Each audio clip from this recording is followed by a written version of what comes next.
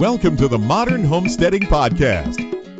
We have allowed ourselves to become so disconnected and ignorant about something that is as intimate as the food that we eat. Be prepared to grow your own for victory. God said, I need somebody strong enough to clear trees and heave bales, yet gentle enough to yean lambs and wean pigs and tend the pink-combed pullets who will stop his mower for an hour to splint the broken leg of a meadowlark. So God made a farmer. Hello and welcome to the Modern Homesteading Podcast. I'm your host, Harold Thornborough, and I'm glad you're back with us again this week. Got another great one for you today. Have another guest, and I think you're really going to enjoy what she has to say to us today. But before we get into that, I thought I'd just bring you up to date on a few things going on around here. Been working in the greenhouse quite a bit lately. Got a few leafy greens going in there, and that's working out real well. Even though the temperatures have been really cold. We've had some, around zero temperatures recently, and I do have an electric heater in there, but it doesn't keep it very warm, so they've been going kind of slow, I've noticed, because of the temperature. I also have my rabbits and quail in that greenhouse, which I think helps out with the heat a little bit, generating a little bit of heat in the greenhouse, and I know they like it a lot better because their water dishes and bottles aren't freezing up quite as bad. And I also like it too because I don't have to go out there and thaw out water dishes quite as often, so that's kind of nice. Been doing a lot of the other wintertime homesteading activities, working in the kitchen, making sauerkraut, making homemade bread, doing all those things you do in the wintertime a little bit more than you do in the summer. And that's good. It's relaxing and it's good. It's still good for your health and it still hones those homesteading skills. And it's just a good time, So I hope you're taking advantage of the winter months where you are. And maybe you live somewhere where you're not really experiencing the winter months like we do here, and that's great too. You can do other things. But there's some parts of winter I just hate. I really love having time spent in the garden outside, and I love being outdoors and doing things. And you don't get to do those things, but there's still so much we can do in the wintertime. And also, if you want to see a little bit more of what I'm doing around here, I'm going to be doing probably weekly videos on just some things I'm doing around here on my YouTube channel. And I just did one yesterday, just spending a little time on a Saturday working around the homestead. So if you want to, go check that out. I spend a little time in the greenhouse, a little time in the kitchen, a little time doing a podcast interview. Just doing the things I do on a Saturday generally. If you're interested in that at all, go subscribe and check out my YouTube channel. You can find the link to that at the top of our website, smalltownhomestead.com. Plus, we've been doing doing some training videos. I won't call them weekly training videos because I may not do one every week.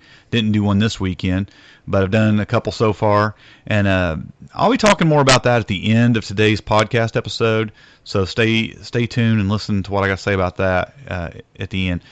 Okay, now that we got all that out of the way, let's get on to our interview with Lana Jackson. And here you can hear more about her in just a second. I'm joined today by Lana Jackson, a homesteader from Iowa. And in her own words, she's a city girl trying to figure out the country life. Lana is also an active member of our Homestead Front Porch Facebook group who always has some helpful advice for folks in there. With that, Lana, welcome to the Modern Homesteading Podcast.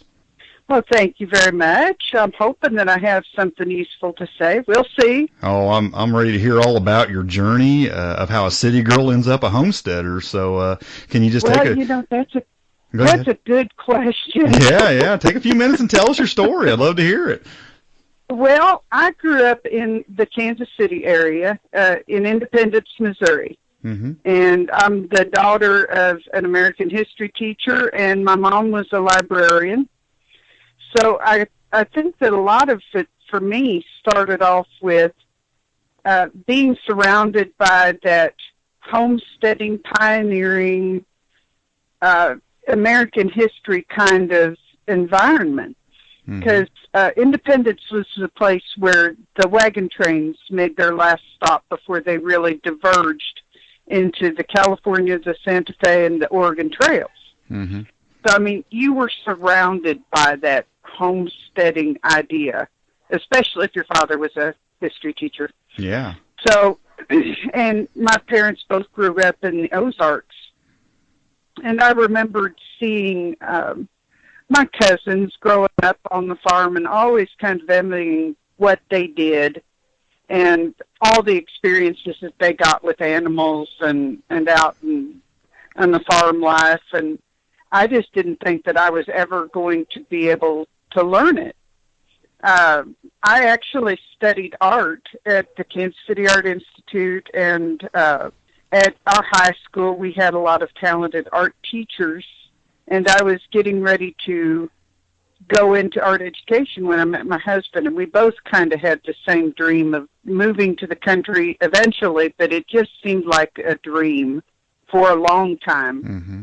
And it wasn't until we were after our 40s that we decided to dive in and buy the farm, which has been an adventure. You know, but after 40, it gets interesting. Yeah. Well, you come with more wisdom, but then, you know, it has its other struggles, doesn't it? Yeah. You know, your brain may think that you're 20, but your body has a few arguments with that. I understand. I feel the same way. Yeah. Well, what kind of things are you doing on your homestead? I mean, tell us a little bit about your homestead and what you got going on there. Well, what we've got is about 13 acres. We're in south central Iowa. There's the nearest town to us is called Winterset, Iowa. It's the birthplace of John Wayne. You know, that's a big hoo-ha around here. And we just kind of fell in love with the general area. It looks a lot like the Ozarks. And there's a lot of homesteading interest in the area. Mm-hmm. A lot of young people are moving to the area to start small homesteads, self-reliant living. Yeah. And we came down here for our 25th wedding anniversary and bought the farm. Oh, wow. So, yeah. But we decided that we really enjoy it. We've got goats. We've got 2 girl goats that are expecting baby goats, which is going to be our newest and greatest adventure this spring. Yeah. And we've got ducks and chickens and rabbits and 2 dogs. Okay. And a barn cat. Yeah. They all count. That's right. Yeah. Don't leave out the barn cat. Yeah. Well, yeah. You got quite a bit going on there already. Yeah. Yeah. It's been a long adventure. We've been here about 5 years now. And there's so many little things that we just didn't realize when we moved to the country from the city environment. I know one thing that we went through, we started looking for a farm, probably about 3 years before we moved here. Mm-hmm. And we went through the process like what we were used to in an urban environment. You know, you go to the bank and you fill out your paperwork and you get pre-approved. You know, if you're obsessed with making sure you've got all your ducks in a row like we are. Mm-hmm, yeah. Kind of. So we went and got that done. Well, we found the farm, and then we realized that our bank up in the city didn't have a clue how to appraise a rural property, which was something that we never considered, especially living here in Iowa. Right. Yeah. You know, you've got so much rural everywhere. There are a huge, well, Des Moines is over 1 million people, I'm mm-hmm. sure, but it's still just a very rural area. So we never anticipated that would be a problem. And it's something that I think somebody that's wanting to walk away and get into a homestead from a city environment might be advised to consider. Yeah. We ended up wanting the place that we purchased, but because the bank didn't know what to do with our mortgage and how to value the property and the outbuildings and how to handle insurance and all those things, we had to scramble to find a new lender. But one of the perks to that was we got tied up with a local bank that was in our area. They were very familiar with the real estate agents and the property even. We like to laugh about the fact that everybody rented our house at one time or another. Because every time we go to town and say that, oh, we live here, they say, oh, yeah, I rented that a long time ago. Everybody's familiar with your place then, huh? That's right. It's easy to give directions. It's just that place. But we were lucky that the bank that we worked with, because it's a small town bank, was able to go through the process within 2 weeks. You know, but that was a that's headache. Rare, for sure. Yeah, for any it place. is. It is. But we were pleased with the fact that the small community attitude is different than the larger urban environment. Sure. But it did make it a hassle. Something that we never ever considered being a problem. That we've had quite a few of those, you know, unmarked roads that we didn't realize weren't gravel. I don't know if what you have in your area, but around here they're called B-grade roads. Yeah. Or unmaintained roads. Well, I went out to buy a rabbit for our breeding stock. And we didn't realize that there were such things because we'd always lived in cities. And this road wasn't marked, and we got the typical farm directions to this place where we were buying the rabbit, saying, well, it might be a bit muddy. And I said, well, I don't have four-wheel drive, so is it going to be okay for me to go down there? Oh, yeah, just take it kind of slow. Well, it wasn't marked as an unmaintained road, so I'm driving my vehicle down there, and I get across the bridge, and I've been kind of slipping and sliding, but I get just across the bridge, and I drop down to the mud in my axles. Oh, wow. Up to my axles. We lost a vehicle on that one. Wow. Yeah. They brought a tractor out to help push me out of the mud, but it was such a strain on the transmission that it ended up totaling the car. And these are county roads, huh? Yeah. We found out afterwards what that meant, and to be a bit wary when somebody says it's kind of muddy. Yeah, no kidding. Yeah. Well, did you ever get the rabbit? I'm curious. No.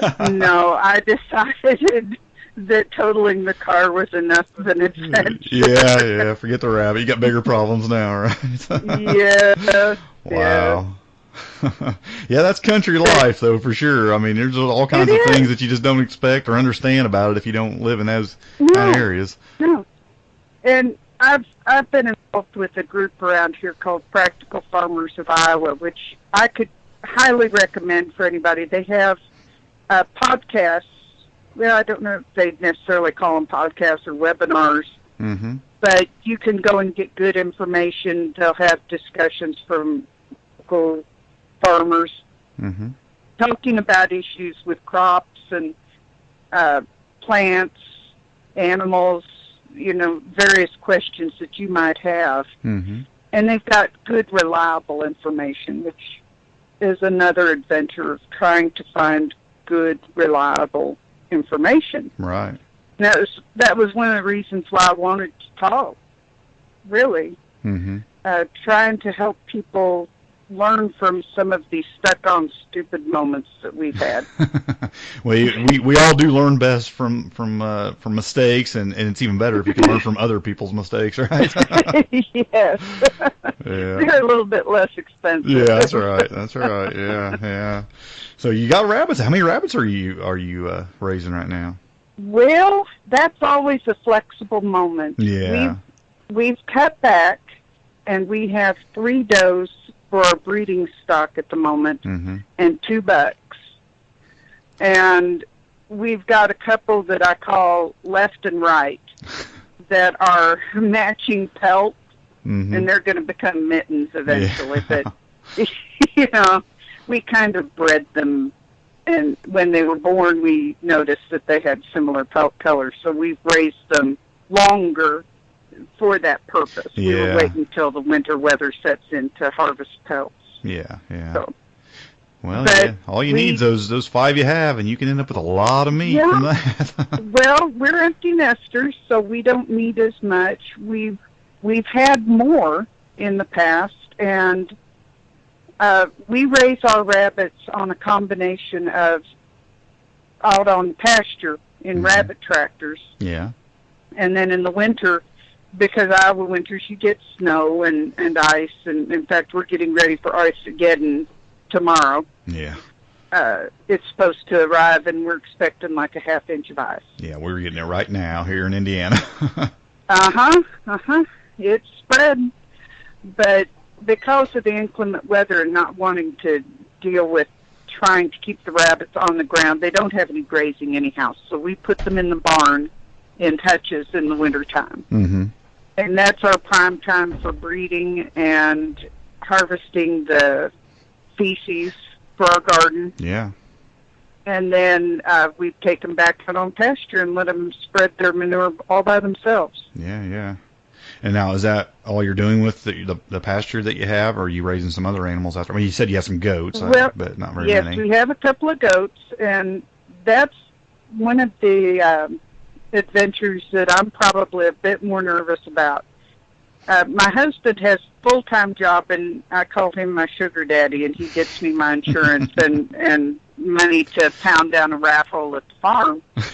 And I do part-time work, which helps me get communication in the community and a connection with people there and getting to know people better. But for the most part, it's not necessarily a money-making venture. Right, yeah. You know.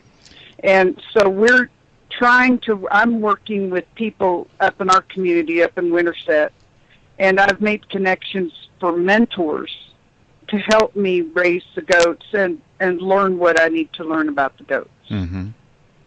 Now, I read a lot, and I do know how to research and try to gather as much information as I can.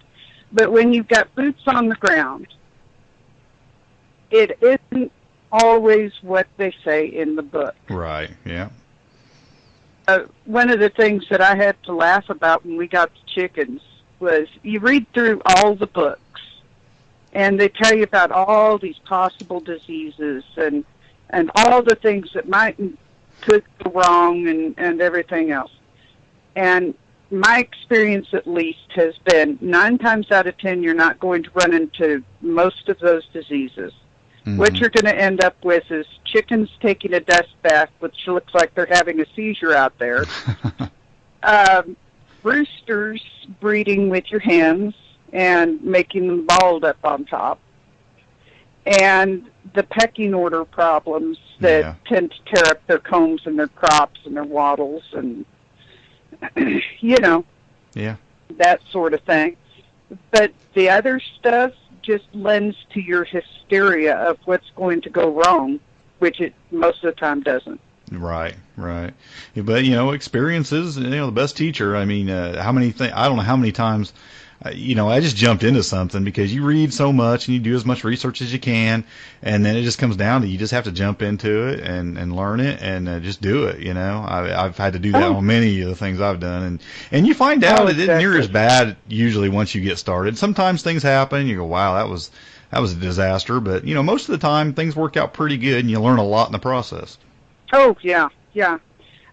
We found out how heat transfers with our metal buildings when we first got our rabbits, because we had a pole barn out here that had an open side, and we thought, well, we're going to put them back about 4 or 5 feet from the opening, and we're going to build their hutches about 1.5 feet out from the wall, so they should be good, it'll be comfortable for them.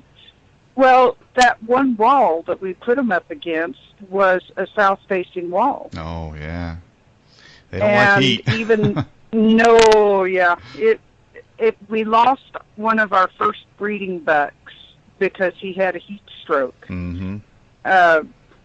Because she was up fairly close to that wall, and for whatever reasons, they seem to go to the worst possible place to lay down or whatever. So if it's the hot spot, they're going to go to that one hot spot and sit there. At least that's been my, if they can find a way to kill themselves, they will, Yeah. But, we found out it was I think in 70s, 80s, summerish day here. Oh, wow. But it was just too hot for him for the heat transfer from that wall. Yeah.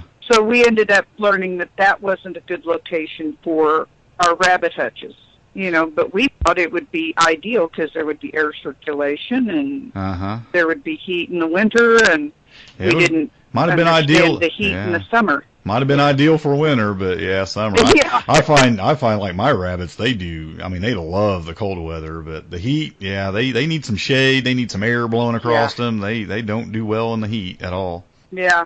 Now, one of the things that we found with our rabbits, we like them on pasture, and we found that it keeps them in much better condition. Mm-hmm. They're much happier. We don't have to do as much maintenance. The only problem is we've got to move those tractors every day, sometimes twice a day, depending on what the pasture looks like. Right. But we tried at first to put, like Joel Salatin had mentioned, putting a 2-inch grid on the base of them so that they can't dig out. Right. Well, our rabbits weren't eating when we did that. They didn't like the way the grass was up pushed through down. It. Yeah. Yeah. Wow. And to me, that's kind of an example of one of the things that you learn as you do this. You may read 5 different points of view or talk to different people, mentors, farmers, and get 5 different opinions, but it's going to entirely depend on what works for you. Mm-hmm. We've learned to put up with what we call our rabbit divots out there on the pasture and filling them back in. And we've learned to also kind of anticipate when they're going to appear.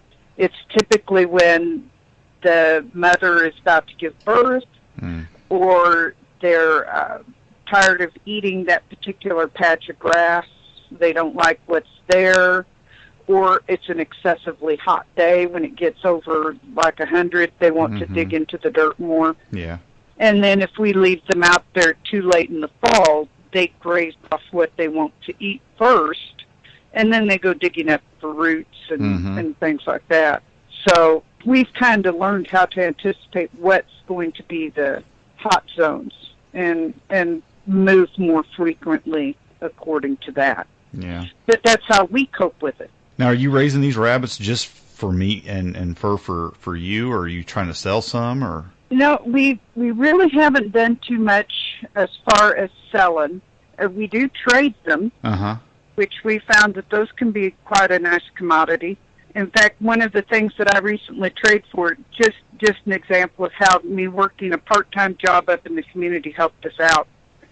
I work in a welding shop here in this area, and I do cleaning for them. Well, I've made friendships with some of the welders and things there. Well, we were cleaning up our fence line, and we found some old T-posts that were rotten. They were twisted up and weren't any good to use fence posts anymore. So we pulled them out of the ground, and I took them up to the welding shop, and I had them make me a couple of wall racks that I could use to hang my cast iron skillets from. And to pay for that, I traded one of our rabbits and a processed duck to the welder that did the work for me.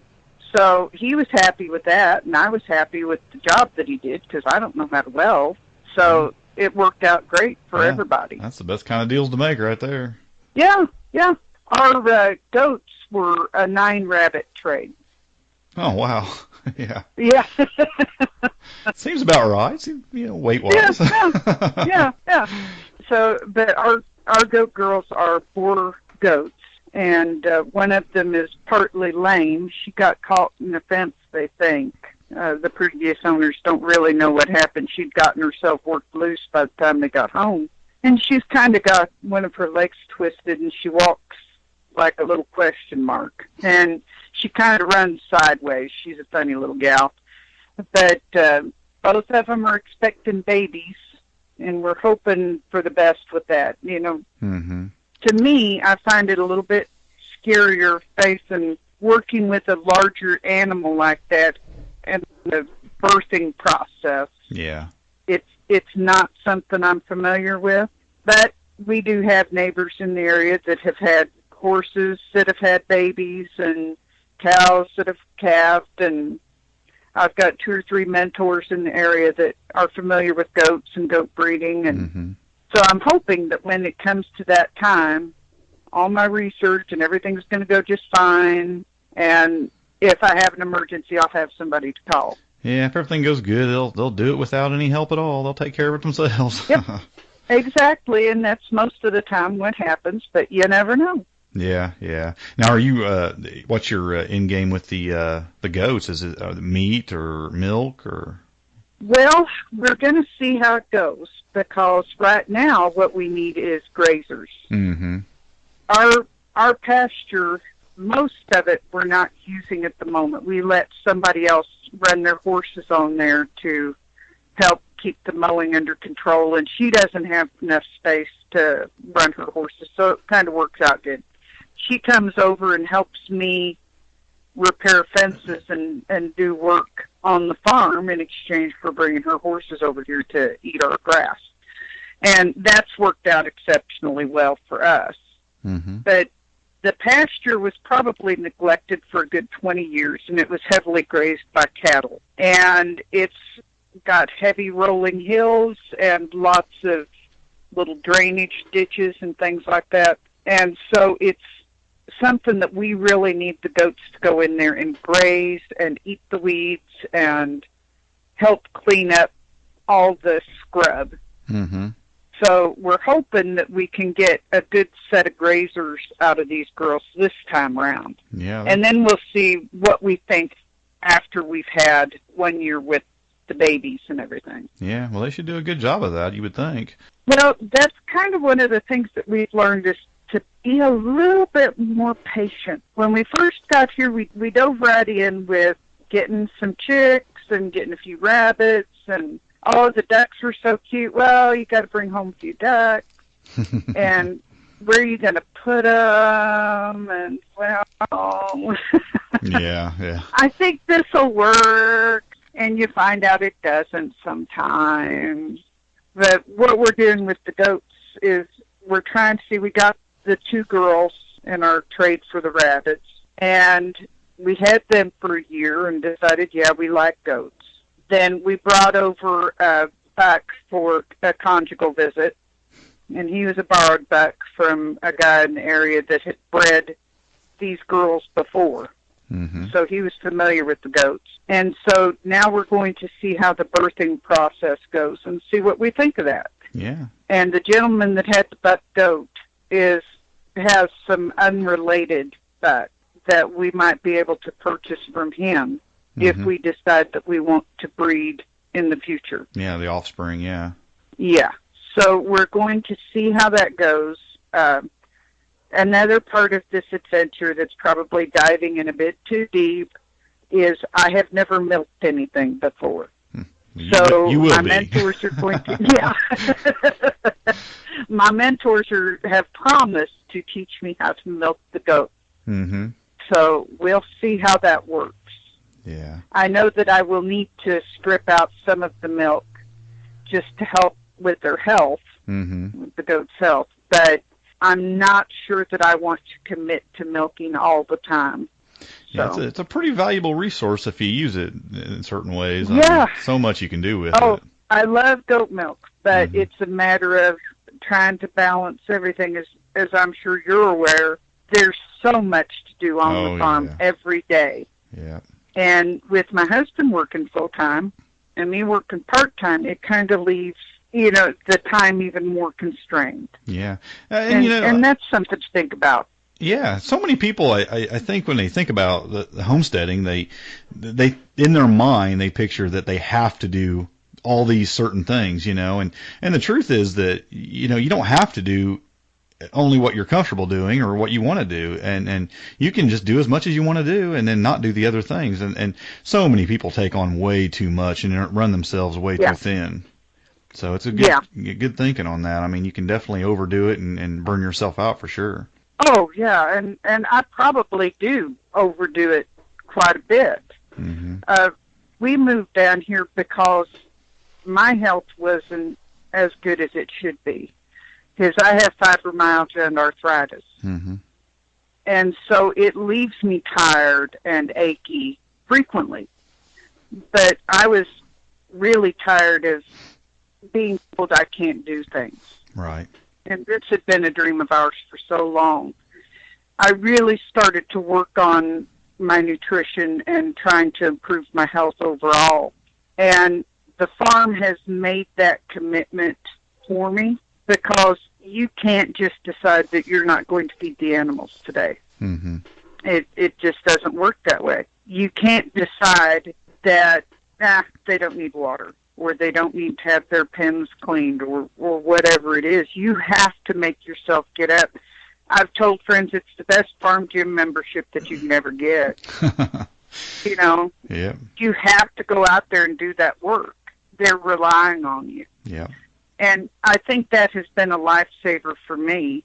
And not too long after, about 2 years after we moved down here, my husband had a stroke. And he's talked about the fact that having the farm has made his recovery much more remarkable. Yeah. You know, doctors have commented on the fact of how well he's cooked and recovered.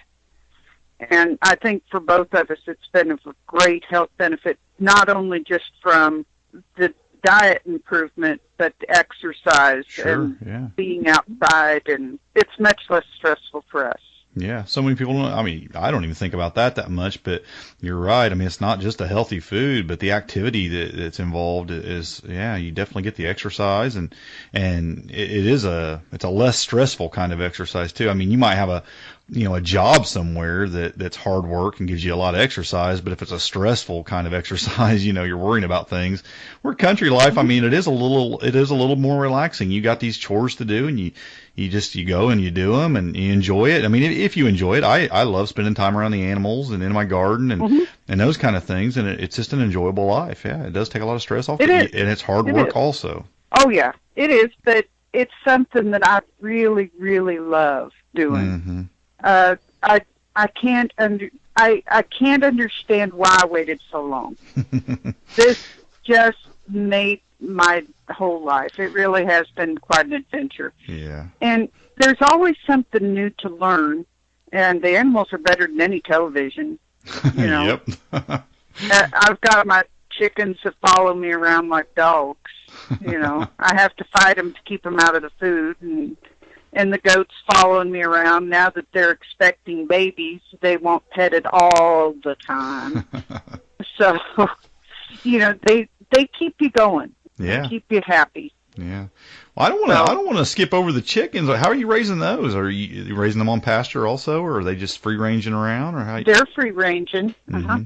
Now we've got our chicken coop /run that we set up, and I'll have to see if I can send you a photograph of what we've got. We've been really happy with it. We built based on a 4-foot by 8-foot panel. Mm-hmm. That's how you buy plywood, and oriented strand board is what we used on the outside of ours, just because it was cheaper. And building things is never easy or cheap on the farm. Yeah. And what we had is, since we had several outbuildings, we built ours very close to the outbuildings to make it more convenient for us. Well, the coop itself is about 5 foot by 8 foot at the peak, and it slants out away from the building. And we've made it so that it's about 4 feet wide, and the 4-foot end totally opens up. So we can actually step up into the coop and walk in and sweep it out and pull everything out. We also made the nesting boxes so that they lift up and out, because they're right next to the big door that we have. Yeah. And it's built about 2 feet off the ground, because we do have quite a few predators around here, little annoying predators. And we've got what's called a guillotine door. It just raises and lowers on a rope. And the nice thing about all that is we put those, I'm not sure if you're familiar with these metal brackets that you can use on 2x4 framing, where you just slide the 2x4s down into those metal brackets. They're a bit U-shaped. Yep. We use those for our perches and for the nesting box mounting. So everything can be lifted up and out. Okay. And gotten out of our way, so it can be scraped off and treated for mites and things like that. Sounds like a great design. It really worked out well. And we added gutters this year, which is so nice. Yeah. Because I don't have rainwater running down my back when I'm trying to collect eggs. But we've also got a water catchment system now for the ducks, too. So it collects water and helps us with that also. Yeah. It's all about design, isn't it? It makes the job a lot easier. Yeah. And one of the things that we've learned about, since we have the coop attached to a run, and our run's about 12 feet long, is we can keep the birds in when we need to. We've had a few times when there are predators around. We've had foxes and cubs and eagles and hawks. And when there are predator issues higher, we keep the girls in the run so that we don't have to worry about them getting picked off. Yeah. They've got a roof over them, and they've got plenty of space to run around and get their food and water. And it also works out great if we've got to be out of town or we're going to be gone overnight. We can just have a neighbor come over after dark and drop the door, and the girls are in, and they don't have to worry about anything. Yeah, yeah. It's important, and so many people don't.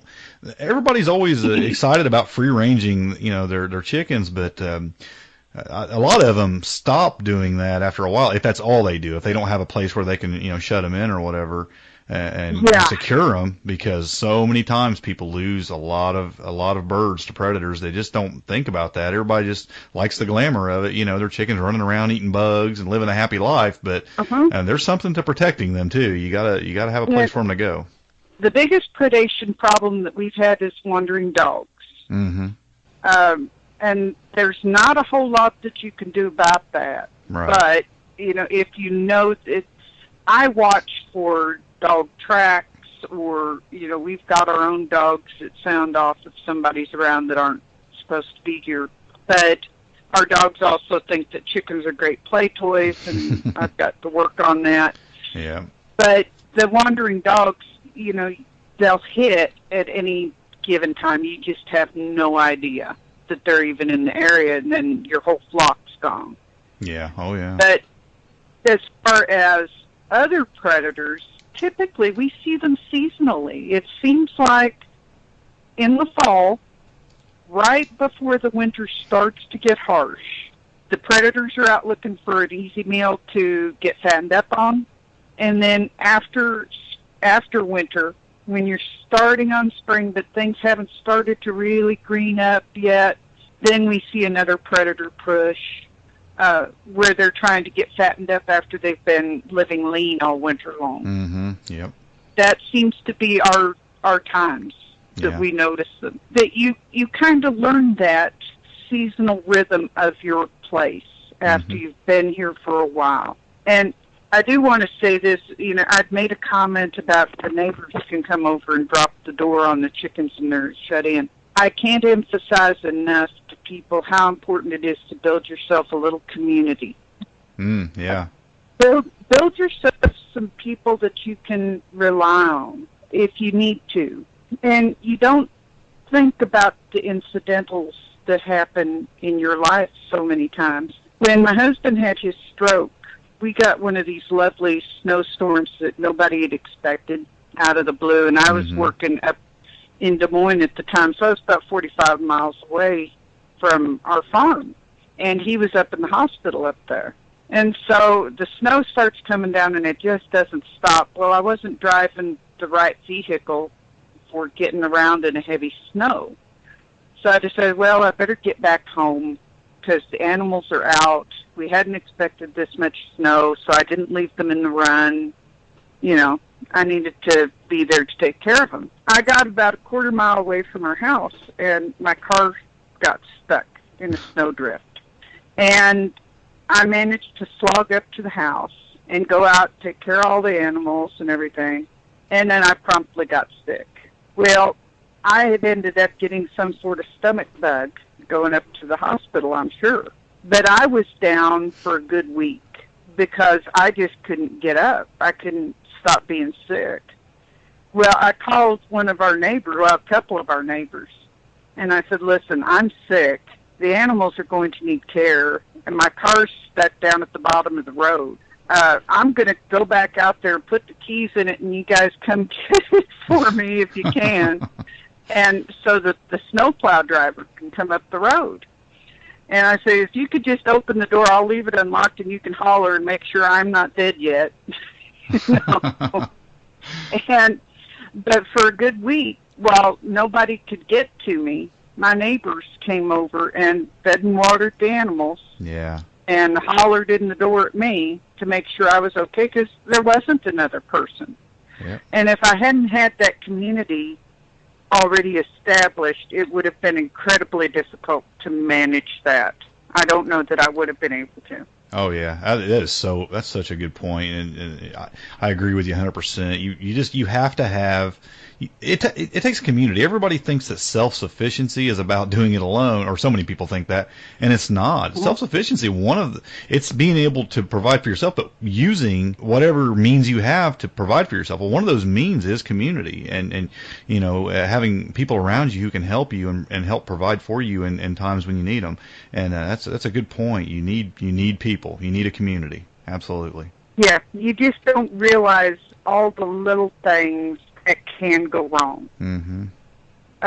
Another thing that I'd like for people to think about, if you're moving from an urban environment, if you've never been outside of an urban environment, the difference in emergency services that you're going to experience out in a rural setting. Mm-hmm. We've had, when Shannon had a stroke, we ended up going to the local community hospital. And we didn't really consider that it wasn't going to be adequate for what we would consider basic care, I guess, for a heart condition or something like that. And they had to fly him to Des Moines because they weren't set up for that sort of thing. It did delay his treatment. And we had a neighbor that passed away from a heart attack. It was a sudden heart attack. But by the time they got here, it was a good 30 minutes after the event. Yeah. And I know another one of my stuck-on stupid moments, and I think I've talked about this on Facebook, was I was letting a teenage boy drive a tractor around here. And he couldn't get it into first gear. And so I stepped up and I told him, now keep your foot on the brake and keep it on the clutch, because I'm just step up and try to help you get it into first. Well, that wasn't a good plan. He got startled, I think, when I walked up there to help him, and he moves his feet to get out of my way while I was helping him get it into first gear. And the tractor rolled up my side. Oh, wow. And when we called for 911 to come out, well, they have a volunteer emergency services and a volunteer fire department, and the sheriff maintains the whole county. It took them about 45 minutes to get out here, and with the ambulance. And I was fortunate that it wasn't more traumatic than it was. I got off with a broken collarbone and a broken shoulder blade, and it bruised up my leg pretty bad. But had it not been like that, if it had been more life-threatening, it would have taken a while for somebody to get out here. And it's not something that you really consider when you work when you live in an urban environment, because EMTs are usually there fairly quickly. Yeah, minutes away, yeah. But it is a little bit longer. Fire services out here, in order to get the fire department together, they sound the sirens up in town. And it calls all firefighters together. Well, that's a 15-minute process, really. Mm-hmm. And then anywhere that they've got to get to in the county could take them another 30, 45 minutes to get out there. So you kind of have to have an idea of what you might do in an emergency if help is not going to be there within that 15-minute time window that you're used to. So what kind of changes or preparations do you feel like is necessary, or that you've made for situations like that? Well, I've got first aid training, and I'm hoping to get first aid training for the rest of my family to make sure that they're more aware of what to do in an emergency. Yeah. I was fortunate, like with my tractor accident, I was conscious. So I could say, well, we need to put compression on these cuts because it's bleeding and that sort of thing. I was able to kind of do my own triage. But they need to know exactly how to deal with that situation and have your first aid supplies on hand. Yeah. And have fire extinguishers. And if we've burned our fields before in small portions, but when we go out and do that, we make sure that we let neighbors know, and we're watching for wind conditions, and we're trying to set things up where we've got water available to us, and we've got a plan for where are we going to go if the wind changes, or, how are we going to deal with that? You have to set up all your preps in advance. Right. And hope that they're adequate, because accidents happen. Yeah, it's great. It's great to be able to deal with an emergency, but preventing one's a much better idea, isn't it? Yeah. And you just have to kind of think it through a little bit further. Like, I may want to do this burning today, but I don't have anybody to help me. So it's not a good plan. Yeah. Sometimes you have to do that. And if there's a downside to most homesteaders I know, is that we're usually a pretty pig-headed bunch, and we like to try to just do whatever we can, even if we know it's not the best situation. And that's good advice, though, because we should think about those things, because in the wrong situation, it could possibly cost you your life, and it could for sure hurt you. Yeah, it could. That reminded me, though, of something else that I was going to mention. When you move to the country, Angie's List isn't always available for you. I go through this with my family that lives down in the Kansas City area all the time, because, like, if I need to have electrical work done on our house, they said, well, why don't you just look it up on Angie's List and get somebody out there? Well, you see, there's 2 electricians in town. Yeah. That's it. They're the only people that I know that are actually licensed to be electricians. And if Fred and Joe are busy, then you're not getting it done. Right. It's just not happening.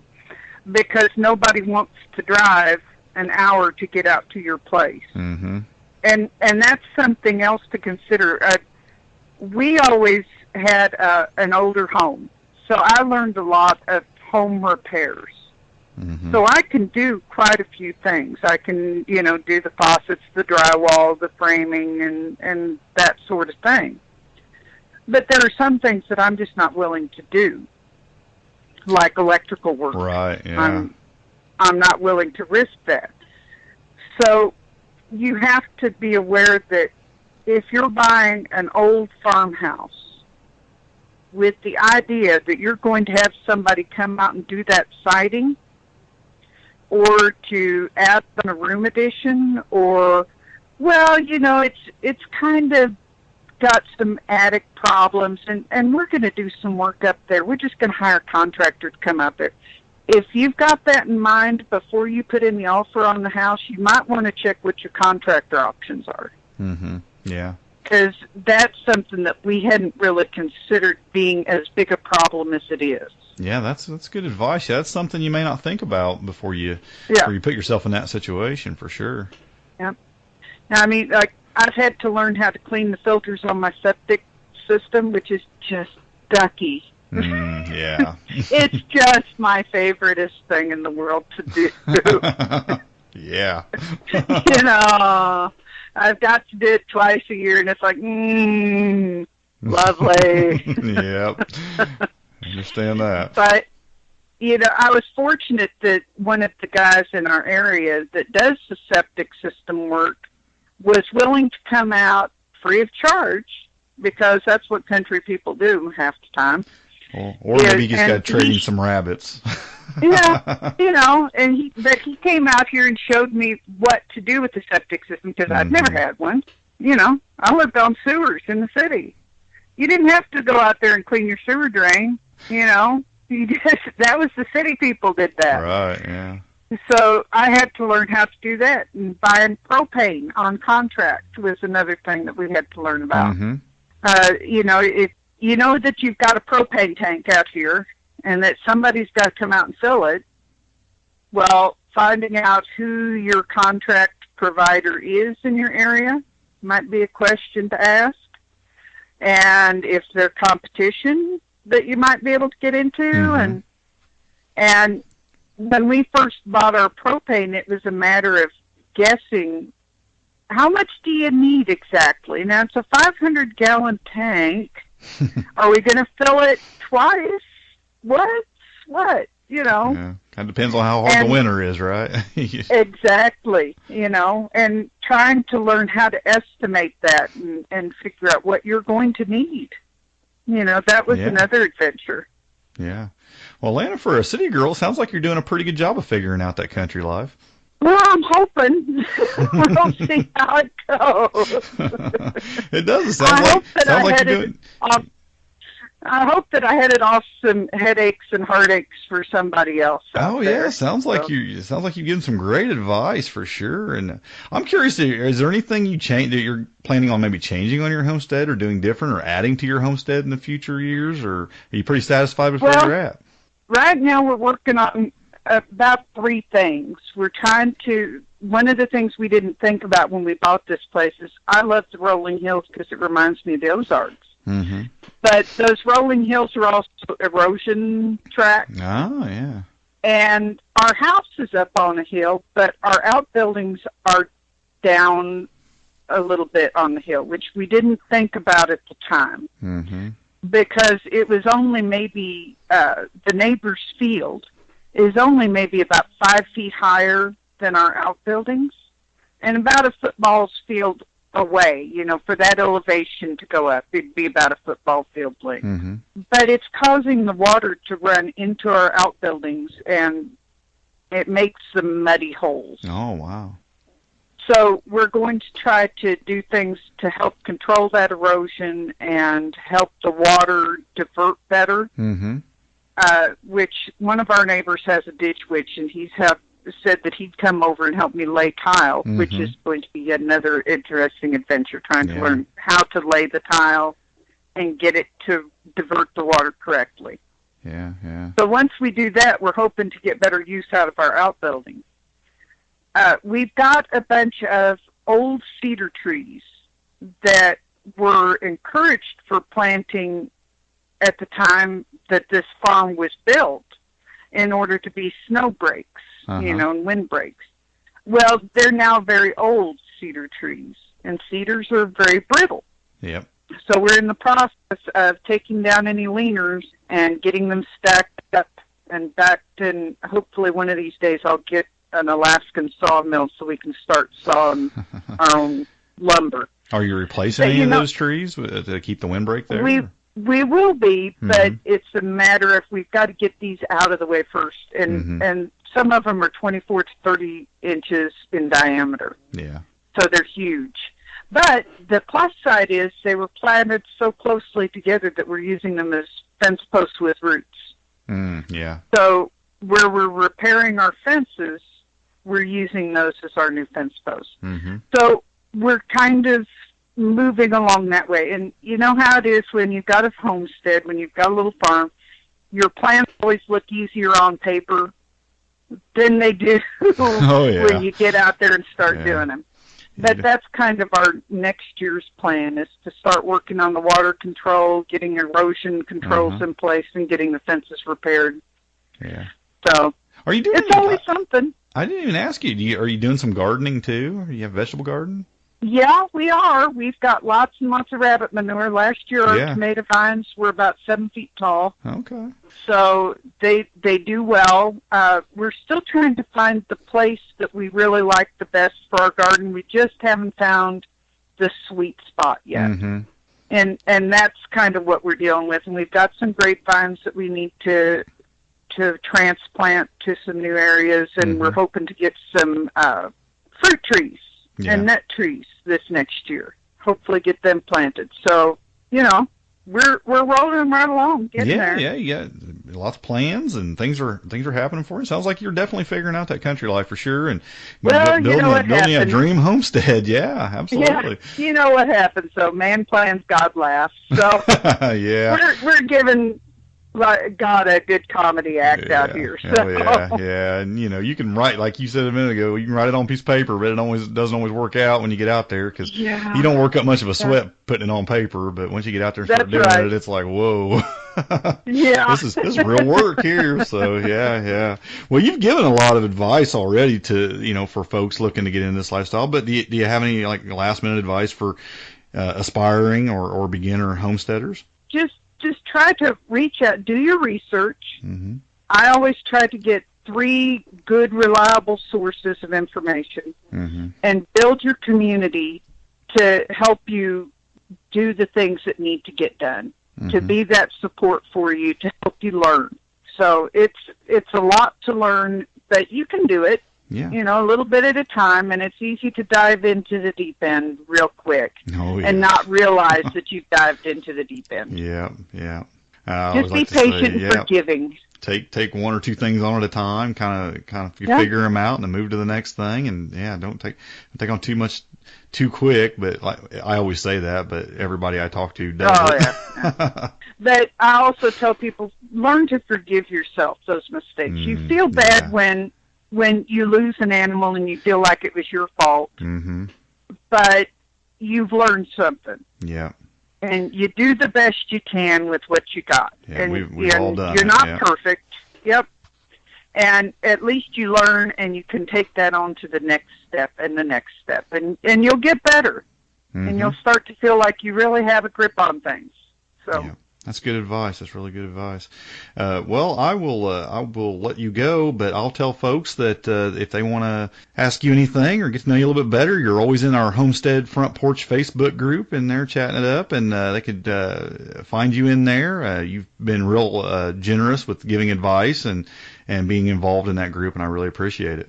Well, thank you very much. I appreciate the group very much. They're a nice group of people. They are. They're a great group. And I appreciate you coming on the podcast. It's been really good having you on here. Well, thank you very much. Just holler if you need something. Will do. Thanks, Lana. All right. Thanks. Bye-bye. Bye-bye. Wow, what a great interview. I hope you enjoyed that as much as I did. Lana had so much to say to us as homesteaders, and those especially who are seeking to homestead in the country. And I just got so much out of what she said. And I think the thing that I benefited the most from is just the things she had to say about community, how important it is to build up a community of friends that can help you and be a mentor to you when you need it. And I've always been a fan of the show Little House on the Prairie. I don't know if some of you are or not, but I grew up watching that show. And it's funny because when she was talking about when she was sick and her neighbor was coming over and helping her, there was this episode of the Little House on the Prairie called A Harvest of Friends. And it was my favorite episode. And I think it's the number 2 or 3 episode in the whole series of all the Little House shows. And I read some of the books, but I'm a big TV watcher. Back in the day, I really loved to watch TV. And I remember watching that episode, and all my life, I've never forgotten that episode. And it's the episode where Laura Ingalls' dad falls out of a tree getting a kite and breaks his ribs. Well, he had this real important job to do, or he was going to lose some of their equipment for, I think it was their oxen to pull their plow. And it was going to be a big deal, and it could very well cost them everything they had there. And he tries to finish the job, and he can't do it because of his broken ribs. He's fallen down. He's in so much pain, and all the townspeople gather in and do the job for him and finish that job that he can't do to save his farm, to save their livelihood. And at the very end of that show, Laura Ingalls comes on and said, Paul said he was glad that they had come to live on the banks of Plum Creek, for they had harvested a crop he didn't know he had planted, a harvest of friends. And that is just always just stuck with me. And I've always remembered how important it is, no matter what you're doing, the most important crop you can plant is a crop of friends and doing things for people. And developing those friendships and nurturing that field, because that one can pay dividends. That the others are important, but there's none more important than that one. And when she was just talking about that, it really reminded me that needs to be a focus we all have. It's great to go out there and plant a garden. It's great to go out there and take care of our animals. But if we don't have friends that can help us in a time of need, if we don't have people that we can try to help in a time of need, then a lot of that, in some ways, I won't go as far to say it's meaningless, but it definitely takes a lot of the joy out of it for sure. So build community, folks. Be part of people's lives. You don't know when you're going to need that, and those people need you as well. And as self-sufficient people, we don't need to be hermits and loners in this. We need to be working together to accomplish a greater goal in the end. So that just reminded me of that, and I wanted to say that because I just had flashbacks of that episode as she was talking about that. Oh yeah, I told you I was going to tell you a little bit about something going on. I mentioned months ago that I opened up a Patreon account, and that's for people who want to support the Modern Homesteading Podcast. I've never really promoted that much. I think I've mentioned it maybe once or twice on the podcast, but I want to do more with that. And I thought, folks that are willing to support this podcast, I want to do something for them. Well, I also mentioned that I'm doing not weekly. I scratched that. They're not weekly videos. There's probably going to be 2 to 4 of them a month. Training videos. I'm doing live videos that I'm actually going to have a live event at my website. You can come be a part of that. Don't cost anything or anything like that.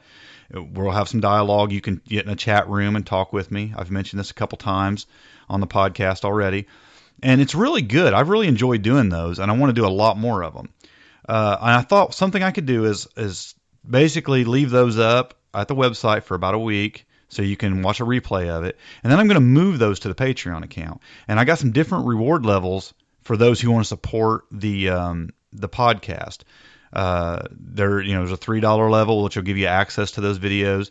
There's a $5 level that will actually give you the access to those videos forever. And also, you'll be entered into a monthly drawing for a contest I'll be having, where I'll be doing a giveaway. I'll be giving something away, homesteading related, a book or maybe a seed pack or something like that. I'm sure as the more that community grows, the greater value those gifts will be, of course, because it'll be, more affordable. But I definitely want to give something back there. And then I have a $10 level, and on the $10 level, you'll get have the other 2 rewards as well. But you'll also receive every other month. I will send out a DVD with the most recent training videos on that DVD, because somebody brought it to my attention that some people who live in rural areas don't have the bandwidth to be able to download or even watch a lot of videos. So it might be a good option for them to have those videos on DVD. And I just did one on building a fodder system to feed your small livestock. One before that was on raising meat rabbits, and I just plan on probably doing one on raising quail. And I mean, there's just going to be a whole bunch of things I'm going to do. I already have a list made up that I want to do on those things. So check those out. Go to patreon.com/Modern Homesteading Podcast. Patreon is spelled Patreon, patreon.com/Modern Homesteading Podcast for more information about that. And hope that some of you can be a part of that. I thank you all for joining me on the podcast this week. And until next week, happy homesteading and God bless. Thanks for listening. To see the show notes for this podcast or listen to other podcast episodes, go to smalltownhomestead.com. There you can also read our blog, connect with us on Facebook, Twitter, and Google+, and take advantage of the many resources we make available to help you along in your homesteading journey.